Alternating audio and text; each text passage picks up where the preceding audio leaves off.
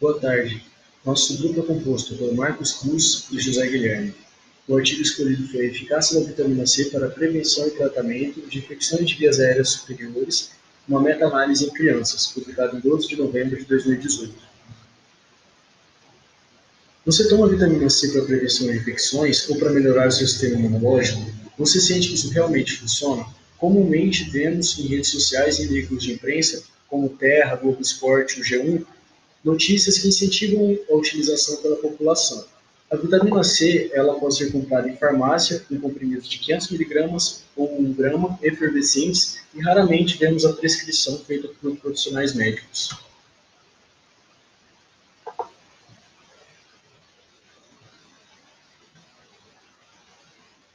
A vitamina C é uma vitamina hidrossolúvel, portanto ela fica pouco tempo em nosso corpo, sendo necessário o uso recorrente para a manutenção de níveis fisiológicos, sendo utilizados 45 miligramas por dia.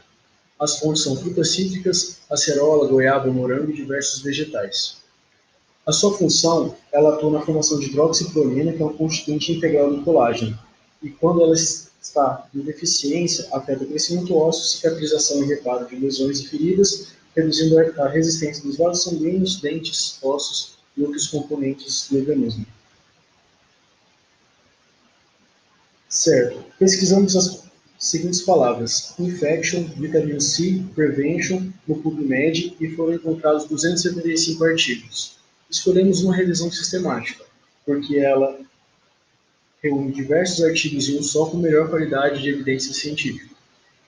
O PICO é utilizado para identificar principais aspectos em uma revisão sistemática de maneira rápida, e no caso das escolhida, o PICO é população, crianças de 3 meses a 18 anos, a intervenção feita é a utilização de vitamina C, a comparação da vitamina C com o placebo e o outcome ou os resultados do desfecho vamos trazer mais para frente no nosso trabalho. Certo, então abordando as características encontradas nesse estudo, nós determinamos que os bancos de dados utilizados por eles foram os principais disponíveis. Então, Medline, Cochrane, Base, Google Scholar e Clinical Trials Government. Além disso, o estudo ele fez o diagrama de Prisma, o que é um ponto positivo para a sua elaboração. Esse diagrama ele expõe e sistematiza o processo de seleção de cada artigo.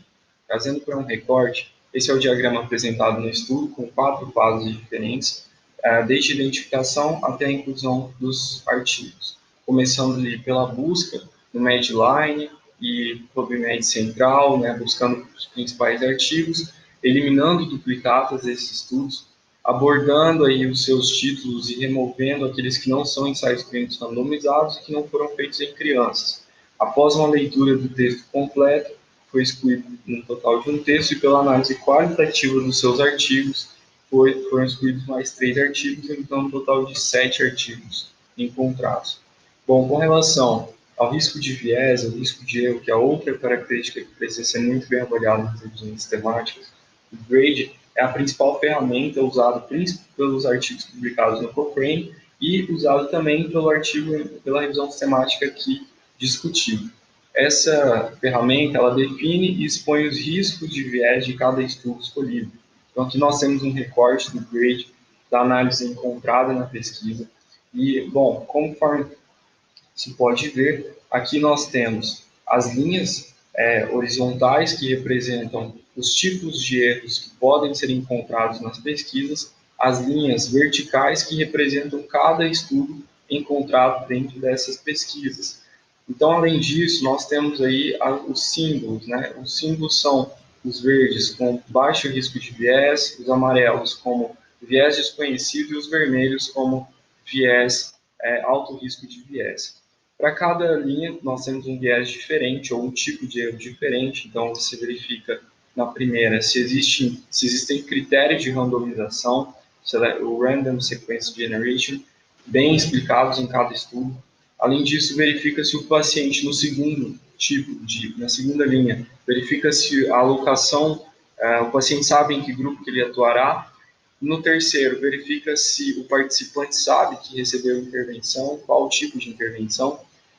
Na quarta linha, temos aqui o Complete Outcome, que se resume a quem desistiu das pesquisas, né, se isso é bem colocado dentro dos estudos, e o Selective Outcome nos mostra se o estudo possui registro de ensaios clínicos ou se ele entrega nos resultados aquilo que foi proposto pelos médicos.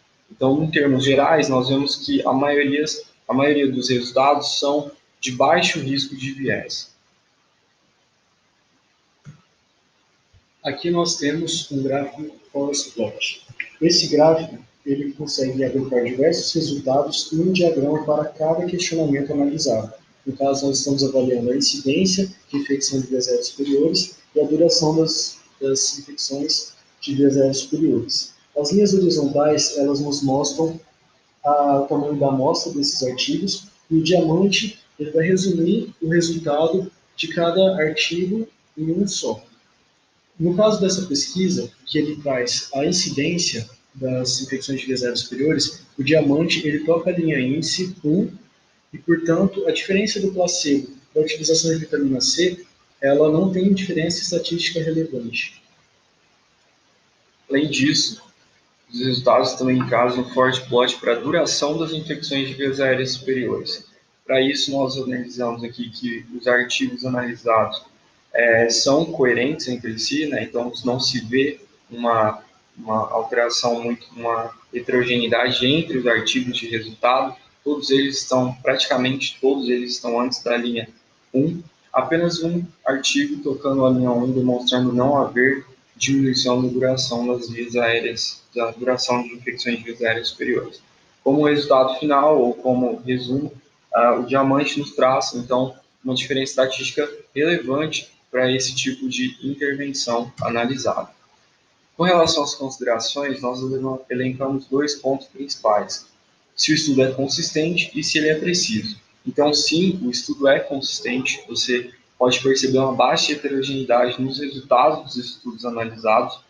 Então, com algumas observações que o estudo de Hitzel, de Ludwigson, com a maior diferença, né, de incidência, e além disso, o estudo de Constantini com menor amostra.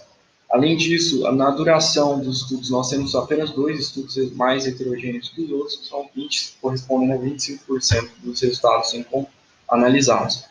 O estudo, sim, é preciso, com intervalo de confiança de 95%, com 1,6 dias de redução no quadro de infecção e sem fator estatístico significativo para incidência. Os resultados. O estudo possui credibilidade? Sim.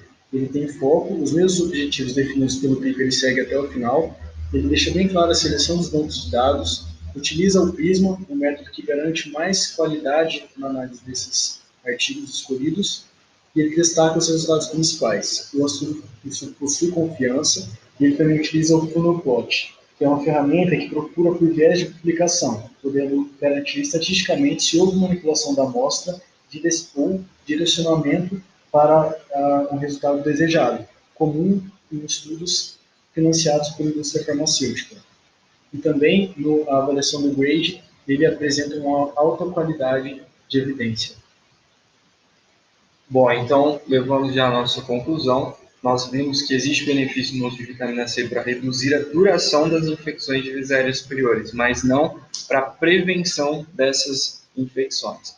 Isso pode gerar um impacto na saúde pública, devido ao fato de que pode haver um menor custo menor uso de antibióticos, levando a um menor custo de saúde pública destinado a esse tipo de intervenção.